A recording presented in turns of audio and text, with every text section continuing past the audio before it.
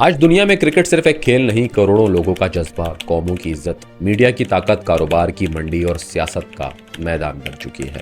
ایک گیند پھینکی جاتی ہے، ایک شاٹ لگتا ہے، اسٹیڈیم میں شور اٹھتا ہے، ٹی وی اسکرینوں پر لاکھوں ناظرین جم جاتے ہیں، مگر بہت کم لوگ یہ سوچتے ہیں کہ یہ کھیل آیا کہاں سے تھا اور اس کے پیچھے وہ کون سی کہانی چھپی ہے جس نے اسے ایک عام دیہاتی کھیل سے دنیا کی سب سے بڑی کھیلوں کی صنعتوں میں شامل کر دیا۔ کرکٹ کی ابتدا انگلینڈ کے دیہاتی ماحول سے ہوئی، جہاں بچے لکڑی کی کسی ٹہنی سے گیند کو مارتے تھے۔ میدان کھلے تھے، قانون سادہ تھا اور مقصد صرف وقت گزارنا تھا۔ اس وقت کسی کے ذہن میں یہ بات نہیں تھی کہ یہی کھیل ایک دن سلطنتوں کے ساتھ سفر کرے گا، قوموں کے غرور کا حصہ بن جائے گا اور سیاست دانوں کے بیانات میں آئے گا، اربوں روپے کے سودوں سے جڑے گا اور کئی کھلاڑیوں کی زندگی بنا بھی دے گا، بگاڑ بھی دے گا۔ شروع میں کرکٹ معصوم دکھائی دیتی تھی، مگر آہستہ آہستہ یہ کھیل امیر طبقے کے ہاتھ میں چلا گیا۔ انگلینڈ میں اسے شرفہ کا کھیل کہا جانے لگا، مگر حقیقت یہ تھی کہ میدان میں بھی طبقاتی فرق موجود تھا۔ ایک طرف وہ لوگ تھے جو کرکٹ کو عزت، وقار اور شوق کے نام پر کھیلتے تھے، دوسری طرف وہ کھلاڑی تھے جن کے لیے کھیل روزی کا ذریعہ تھا۔ شوقین امیر کھلاڑی خود کو جینٹل مین کہتے تھے، جبکہ محنت سے کھیلنے والے پیشہ ور کھلاڑی الگ درجے میں رکھے جاتے تھے۔ یہیں سے کرکٹ کی پہلی تاریک لکیر نظر آتی ہے کہ میدان ایک تھا، گیند ایک تھی، بلہ ایک تھا، مگر عزت برابر نہیں تھی۔ پھر برطانوی سلطنت پھیلنے لگی، برطانیہ جہاں گیا اپنی فوج، اپنی زبان، اپنا قانون، اپنا تعلیمی نظام اور اپنی عادتیں ساتھ لے کر گیا۔ کرکٹ بھی انہی چیزوں میں شامل تھی۔ یہ کھیل سمندر پار کالونیوں میں پہنچا، شمالی امریکہ، West Indies, Australia, New Zealand, جنوبی افریقہ اور برصغیر میں اس نے جگہ بنائی۔ باہر سے یہ ایک کھیل لگتا تھا، مگر اندر سے یہ سلطنت کی نرم طاقت تھی۔ حاکم قوم اپنے کھیل کے ذریعے مقامی لوگوں کو اپنی تہذیب کے قریب لاتی تھی۔ انہیں یہ احساس دلایا جاتا تھا کہ طاقتور کا طریقہ ہی مہذب طریقہ ہے۔ برصغیر میں کرکٹ پہلے انگریز افسروں، تاجروں، فوجیوں اور اشرافیہ کے حلقوں تک محدود رہی۔ عام آدمی اس کھیل کو دور سے دیکھتا تھا، جیسے یہ کسی اور دنیا کی چیز ہو۔ پھر وقت بدلا، مقامی لوگوں نے اسی کھیل کو سیکھا، میدان میں اترے، مقابلہ کیا اور آہستہ آہستہ کرکٹ غلام قوموں کے لیے عزت، شناخت اور جواب دینے کا ذریعہ بن گئی۔ دلچسپ بات یہ ہے کہ جو کھیل کبھی سلطنت کا نشان تھا، وہی بعد میں سابق غلام قوموں کے لیے فخر کا میدان بن گیا۔ جب ہندوستان، پاکستان، سری لنکا یا ویسٹ انڈیز نے کرکٹ میں کامیابی حاصل کی تو یہ صرف کھیل کی جیت نہیں تھی، یہ نفسیاتی جواب بھی بن گئی کہ جس کھیل کے ذریعے تم نے ہمیں مہذب بنانا چاہا، اسی کھیل میں ہم نے تمہیں شکست دے دی۔ لیکن کرکٹ کی تاریخ ہمیشہ خوبصورت نہیں رہی۔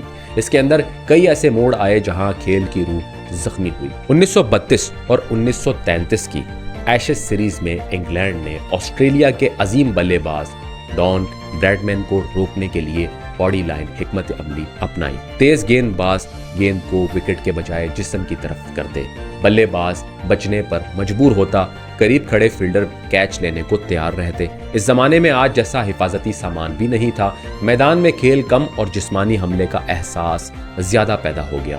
معاملہ اتنا بڑھا کہ انگلینڈ اور آسٹریلیا کے تعلقات میں تلخی آ گئی۔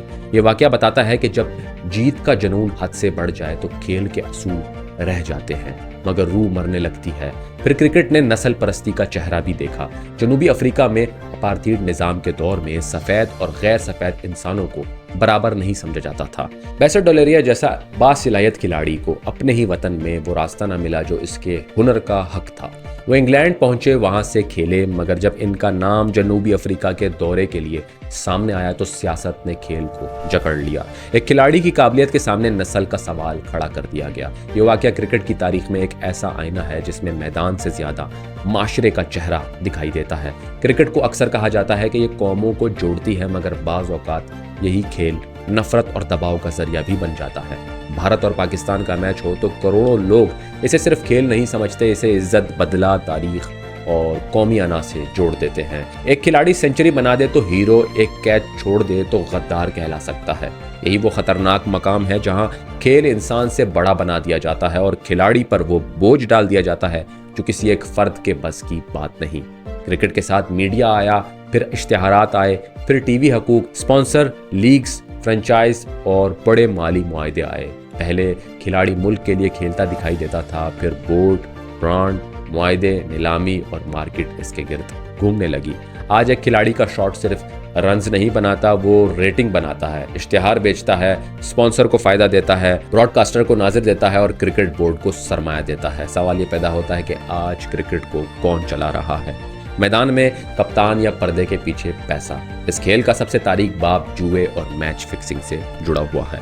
जहां अवाम का जुनून हो वहां सट्टेबाज भी आते हैं। जहां एक गेंद पर करोड़ों का फायदा या नुकसान हो सकता है, वहां कमजोर किरदार वाले लोग खिलाड़ियों तक पहुंचने की कोशिश करते हैं। 1990 की दिहाई के आखिर और 2000 के आगाज में मैच फिक्सिंग ने क्रिकेट की साख को शदीद धचका दिया।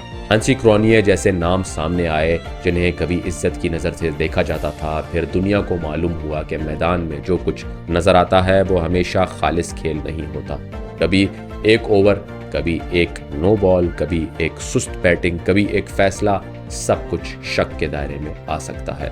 2010 में लॉर्ड्स के मैदान में स्पॉट फिक्सिंग का वाकया सामने आया। पाकिस्तान के खिलाड़ियों पर पाबंदियां लगी। एक नौजवान तेज गेंदबाज का कैरियर दाग हुआ। कौम को शर्मिंदगी का सामना करना पड़ा। ये कहानी सिर्फ 3 खिलाड़ियों की गलती नहीं थी, ये इस निज़ाम का भी सवाल था जो नौजवानों को शोहरत, दबाव, दौलत, गलत लोगों और कमज़ोर तरबियत के दरमियान अकेला छोड़ देता है। क्रिकेट ने अपनी हिफाजत के लिए एंटी करप्शन निज़ाम बनाया। खिलाड़ियों को लेक्चर दिए गए, फ़ोन कॉल्स, राब्ते, मशकूक लोगों और माली पेशकशियों से बचने की हिदायत दी गई। मगर असल सवाल अपनी जगह बाकी है कि अगर खेल इतना साफ था तो इसकी हिफाजत के लिए इतना बड़ा निज़ाम क्यों बनाना पड़ा? क्रिकेट की खूबसूरती अपनी जगह है। ये खेल गरीब घर के लड़के को दुनिया का सितारा बना सकता है। ये एक कौम को खुशी दे सकता है, मुख्तलिफ मुल्कों को एक मैदान में ला सकता है, बच्चों को ख्वाब दे सकता है। मगर इसके साथ एक सच और भी चलता है कि क्रिकेट हमेशा सिर्फ क्रिकेट नहीं रही। कभी ये सल्तनत का नरम हथियार बनी, कभी तबकाती फर्क का निशान, कभी नस्ल परस्ती का शिकार, कभी कौम परस्ती का मैदान, कभी कारोबार की मशीन, कभी जुए की मंडी और कभी मीडिया का तमाशा। आज जब हम स्टेडियम में शोर सुनते हैं, कमेंट्रीज की आवाज़ आती है, खिलाड़ी जश्न मनाता है और कैमरा हजूम दिखाता है, तो हमें सिर्फ खेल नहीं देखना चाहिए, हमें इसके पीछे चलने वाला पूरा निज़ाम भी समझना चाहिए। क्रिकेट बल्ले और गेंद से शुरू हुई थी, मगर इसके सफ़र ने दुनिया को ये सिखाया कि जिस चीज़ से अवाम मोहब्बत करते हैं, ताकतवर लोग इसे कभी अकेला नहीं छोड़ते। वो इसमें सियासत भी डाल देते हैं, पैसा भी, असर और रसूख भी, जज्बात भी, और फिर एक दिन खेल मैदान में नहीं रहता, पूरी कौम के जहन में उतर जाता है। यही क्रिकेट की असल तारीख कहानी है कि इसने दिलों को जोड़ा भी, मगर कई बार दिलों को तोड़ा भी। इसने कौमों को फख्र भी दिया, मगर इन्हें नफरत के किनारे पर भी खड़ा कर दिया।